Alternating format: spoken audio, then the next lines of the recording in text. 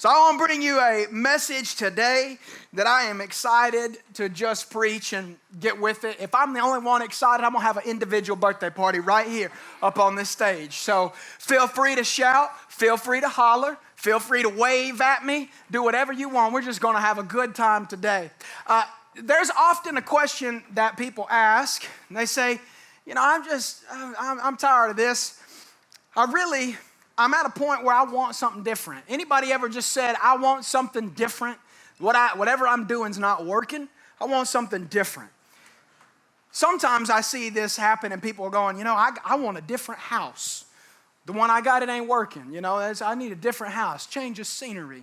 That'll solve everything. I want a different job. The one I got, it ain't working. I want a different diet. The one I'm on, it ain't working. Okay? Hey, I want to change schools. I want a different school. The one I'm at, it just ain't working. And anytime I've seen that people are thinking this or I've thought this before, what I realize is that we can have a different that, but we can still experience a same this. A little cryptic, let me explain. You can get a different house, and all of a sudden it wears off and you got the same family fights you had in the old house. Oh, everything's different, but nothing's really changed. You can get a different job, and you can still complain and have the same relational issues with some of the people, and everything's different. Well, ain't nothing really changed.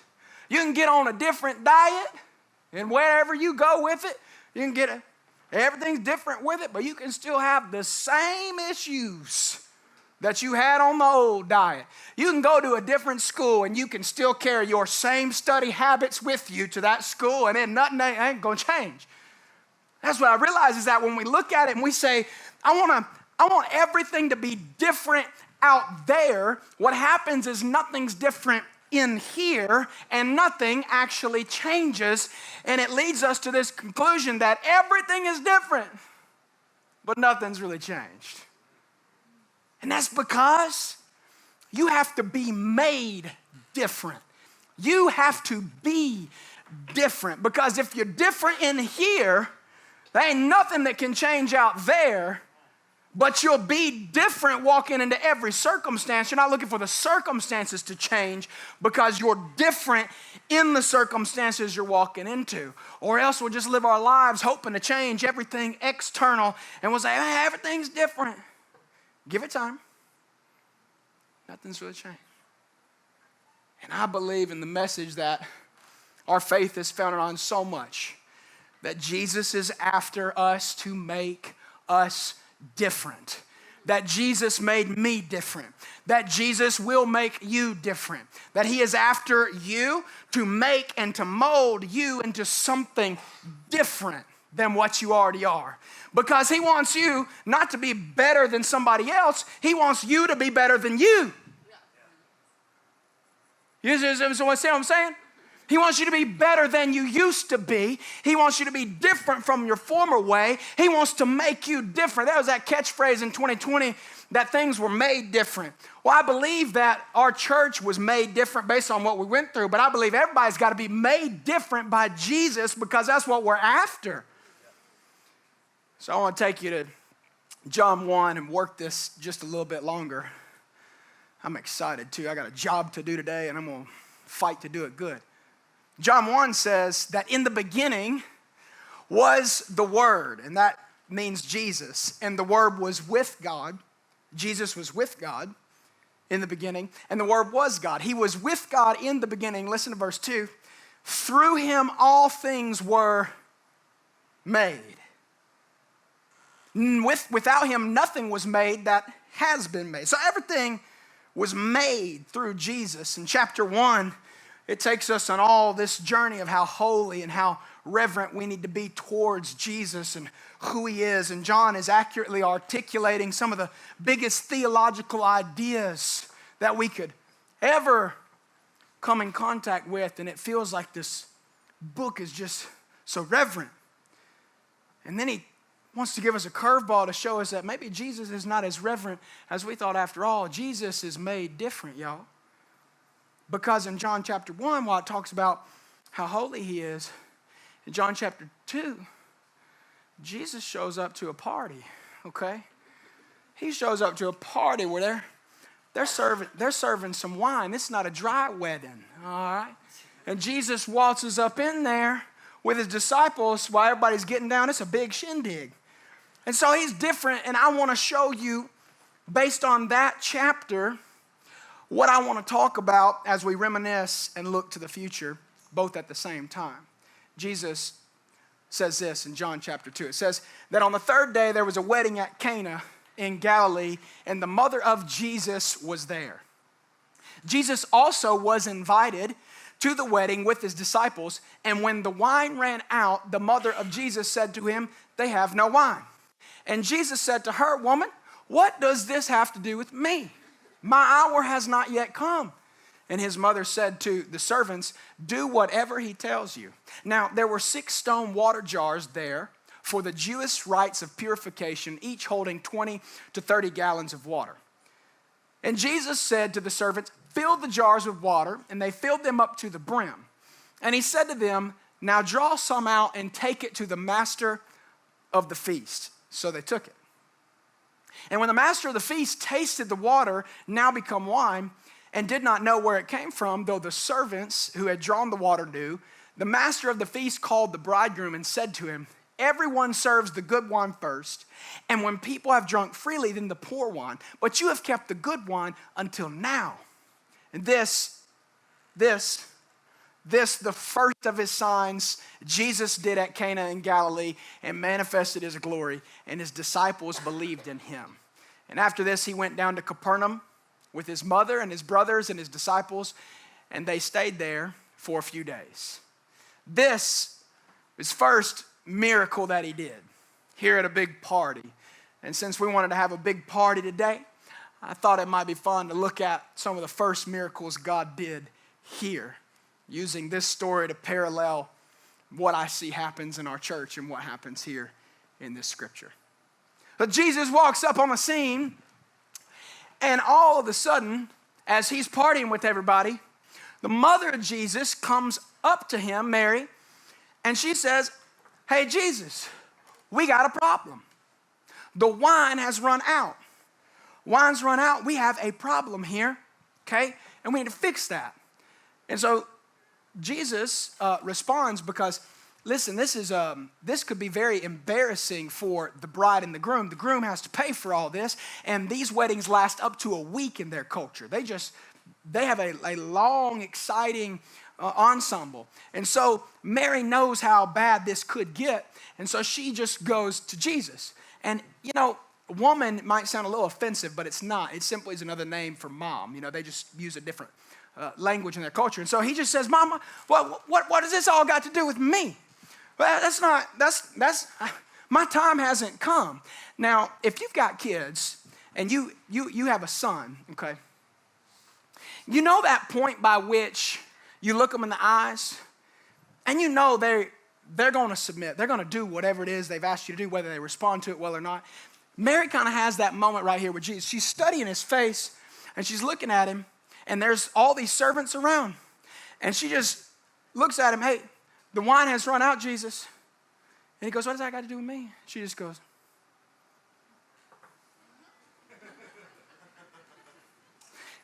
"Hey, servants, I know he didn't say he was going to. He's going to fix this right here. You just do whatever he says to do. He's going to fix it." And she just waltzes away. Mary disappears out the story. She just waltzes right on out the way, out the scene right there, and just leaves Jesus with the servants, just standing right there. They have a problem. The problem is the wine's run out. Mary goes to Jesus. They have a problem. Mary goes to Jesus.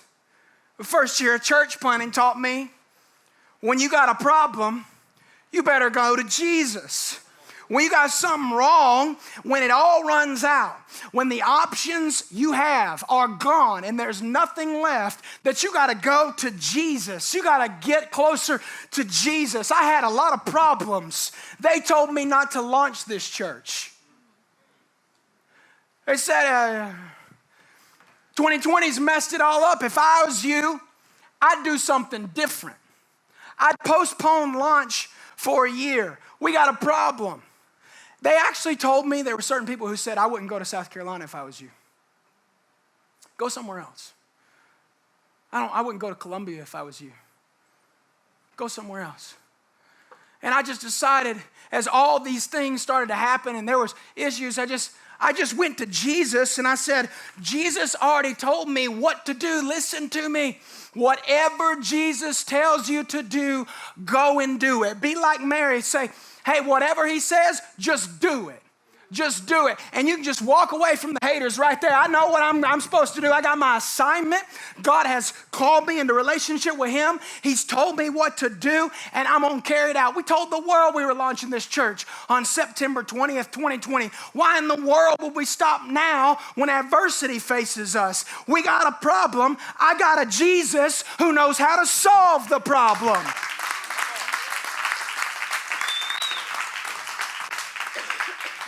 When the odds are against you and it doesn't look like it's going to work, when everybody thinks that you're out, when it doesn't look like it's going to happen, you just got to get closer to Jesus to get your strength right, your faith right, and you just go, I know what I'm doing. Come hell or high water, I am going to get to stepping and I'm going to get my job done because I know who it is who's on my side. Amen. So wine runs out and Jesus looks at all these servants. Looks at servants and he says, see these jars here? 1, 2, 3, 4, 5, 6 jars. Fill the jars with water. Now, as I studied this, I started to think about a question I have. These jars, they're big old jars. They hold up to 30 gallons, the text told us. Big old jars. And he says, fill the jars with water. So I got to thinking, where'd the water come from? They don't have city water, so there's not a faucet they can turn on. And it wouldn't make sense if there was containers of water around the house or around the wedding venue, because you would just take the container of water and use it instead of taking the container of water and dumping it into the jar so that the jar would be full of water. That would make sense. So I started studying this. Where'd the water come from? And why did Jesus ask them to do this? And as I started to dig into commentary, I realized that back then, they would have wells that were stationed all over the city because that was their source of water. And so as he's talking to these servants, he says, fill these jars with water.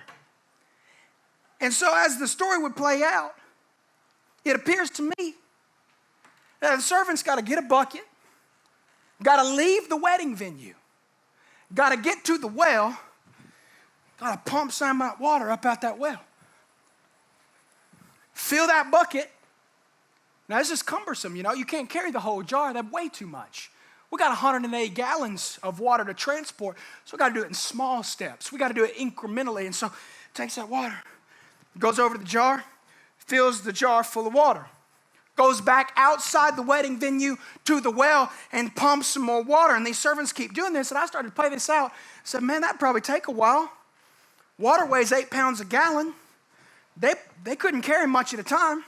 So this took just a second. They must have had a lot to drink over there because ain't nobody said, where is it? Ain't Agnes is having a good time. So, and I just got to thinking, if I'm the servant, at somewhere along the way, as I'm doing this, I'd look up and go, what are we doing? Jesus, I asked for wine. That's what they want. That's the problem. And I told everybody, I'd do whatever you told me to do. But this don't make sense because now I'm transporting water from the well and I'm filling up the jar that's empty full of water, they don't want water. They want wine. This is not what I asked for, but we're going to do it anyway. This is not what I signed up for, but we're going to do it anyway. I hope it works. You know, there were points this whole year where I went, what are we doing? Jesus, I signed up to preach. I did not sign up to go to interest gatherings. Jesus, I signed up to pastor. That's what I asked for. I did not want to learn how to do Facebook marketing. This don't make sense. Jesus, I looked at Amanda so many times over the last year. I'd wake up on a Sunday, y'all. You think anybody's going to come to church today? I hope this works. I hope this works. She said, better question. You think anybody's going to serve today? Or is it just going to be us, you know? You just didn't know. I'd go to Next Steps. Be like, man, I hope somebody shows up. I hope this works. I remember when nobody showed up, and I said, the Lord is good. We're just going to keep running the play next week. We're just going to keep running the play. But you see what I'm saying? In life, sometimes you ask Jesus for a solution to the problem, and he gives you crazy instructions. God, I didn't ask for this. What are we doing? God, and here's what I said. I said, God, I asked for the finished product. And he said, yeah, and I asked you to submit to the process. Because anytime that God gets ready to do a miracle, he's got to get the foundation right first. He's got to get you built to the level you've got to be at. And this has been Vivid Church. All you people who have served, all you people who have given, all you people who have stepped up, this last year has been this right here. You've just been laying foundation, just going, this is not exactly what I thought it would be. But I trust that God's going to make a way. So this is what God does, because he needs something to start with. He needs some water, and so we got to fetch the water. And so this last year has just been foundation. We've been operating in this dimension, and it's been hard work, pre-work to the miracle. But I just want to let you know that the miracle is in motion, that the miracle is on the way. Because after they fill these jars up, they're full of water, full to the brim.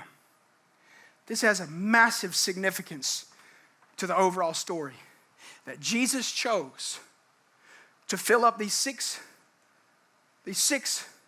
water jar vessels because they were used in religious ceremonies.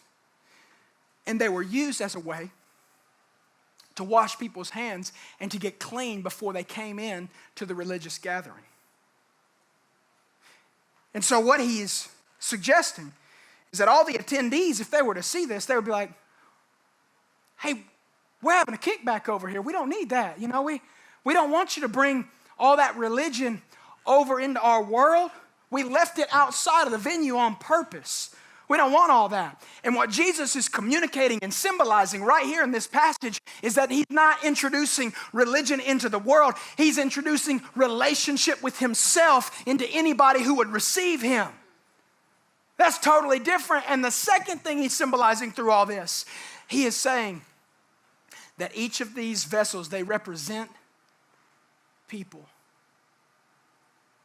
That those people who feel like unclean, unworthy, don't have anything to give, don't have any use in the kingdom, that God can fill you up. And some of the people who feel like they're the worst off and could never be used to do anything great, he will take you and he will help other people say, that's some of the best stuff I ever had. That is what Jesus does. He takes even the worst of people who feel like they're the most gross sinner of all time, and he can say, I can work with that, I can use that.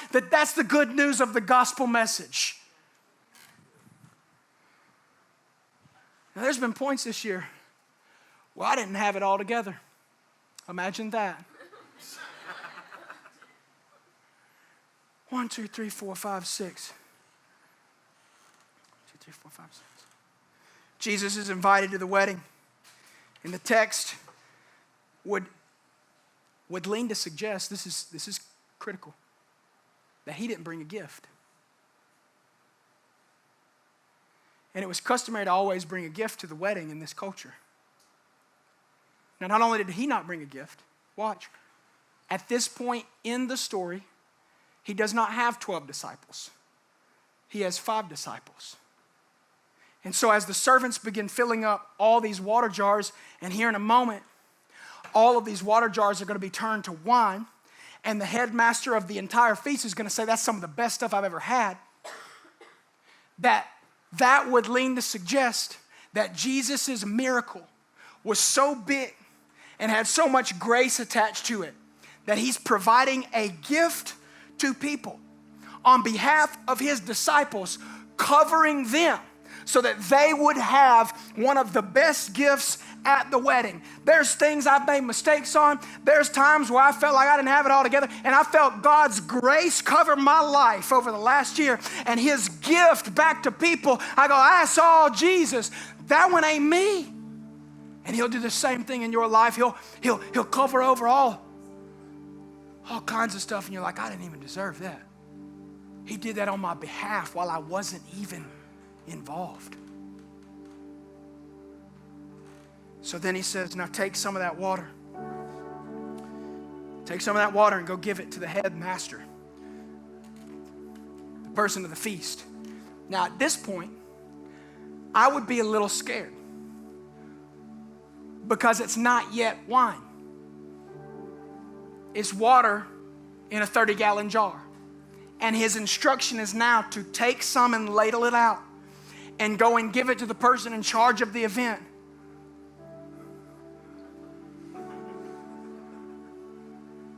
Okay, I trusted you this far with it. I hope this works.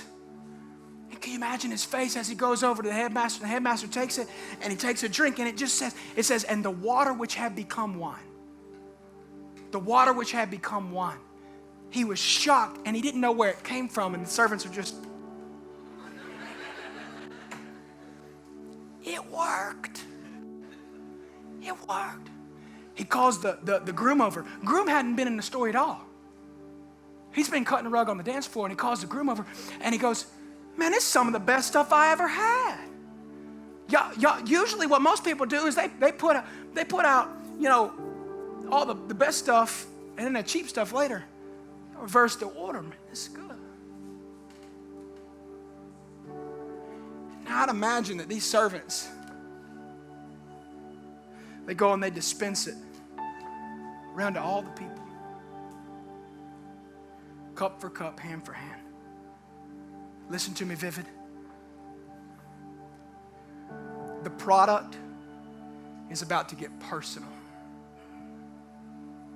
From the kingdom, which is the well, which is the kingdom of God, everything that we draw from, that he makes and starts churches. And then when churches get started, those represent the jar. But as the church gets mobilized, it gets all its foundation set up just right. It's been priming. It's been ready to go. The systems are right to facilitate the vision. The foundation has been laid. That all of a sudden, then it starts to get personal. And he says, I want you to take my spirit. I want you to carry the wine. I want you to carry who I am, the joy of the Lord, to people individually. I want you to look them in the eyes. I want you to pass it off. And it's going to be so fulfilling because you'll know that you didn't do the miracle, that it was me who did the miracle. And this is us the next year right here, Vivid. It's just going to be, oh my gosh, look at what God has done. We're going to make more and better disciples. We're going to go into homes and watch people come to know Jesus. We're going to do this because this right here, it symbolizes this, that you've been made different to make a difference. You've been made different to go and make a difference. It's about to get good, y'all. The miracle is on the way. Listen to me, it's going to be hard work. You know why? There's not one point in the whole story where I see Jesus hand out a glass full of wine. He doesn't even go to the well. Listen to me, if you think that God's going to do your job, you're going to be let down. If you try to do God's job for him, you're going to be worn out. We don't make water to wine. He does that. He does that. And he steps back and just watches the whole process go down. He doesn't raise a finger. He doesn't lift nothing. He says, I need more servants to do the work of the ministry, for the harvest is plentiful, but the laborers are few. And as we start serving the wedding, as we start going to this community, and this is us right here, that we just know, oh, it's not me. It's me who enjoys the process of people feeling the super on the natural. That's the supernatural the concept of God, of what he does in people's hearts and lives. We're just getting started. We're just getting started, y'all. Everything's been laid. Now it's just the next season that we look to. Letting God do what only God can do.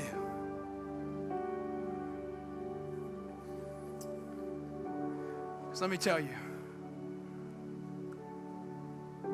everything is different. The world's a different place, I know. Everything's different politically. Everything's different racially. Everything's different now with division coming against the nation and coming against people and coming against churches. Everything's different.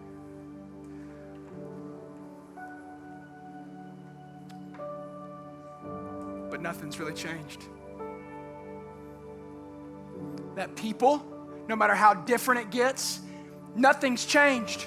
They still need Jesus.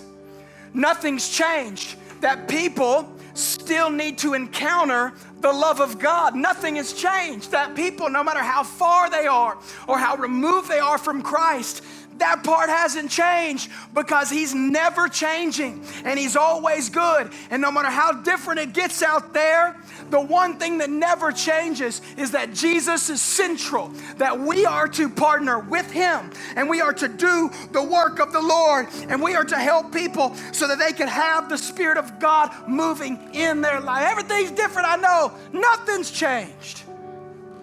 The mission has not been altered or adapted because of the world we live in. The mission is more important than ever.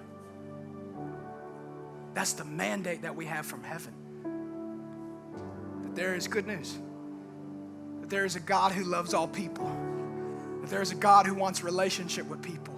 And somewhere in this wild mix, we get to partner with him to watch his Spirit be poured out. John 1, everything that has been made was made through him. I base my life that every single person was made on purpose for a purpose. Everything that has been made was made by him. John chapter 2 shows us how we partner with him. John chapter 3, very next chapter. Nicodemus is asking, so what happens now? And he says, if you want to, Jesus replies in John 3, very truly I tell you, no one can see the kingdom of God unless they are born again. John 1, everything is made. It comes into existence. That's through Jesus. Then he says, 2 chapters later, to be born again, to be made different, from a higher place, from a new vantage point, to have Jesus on the inside of us so that we get to be part of this great, vibrant thing called the church. That's the message. And we've seen that happen over the last year. And I can't wait to see what's going to happen in the future. Just get ready. Just get ready for it. Just get ready for it. I'm calling you to action to help be a servant in this thing with us, to co-labor with Jesus. Thanks for watching. Head over to vividchurch.com so that you can stay updated with all things Vivid Church. Join us in person or online for one of the services so that you can be a part of our Vivid Church family. But don't stop there. Please share this video so that we can help other people live the vivid story that God has for them. Thank you.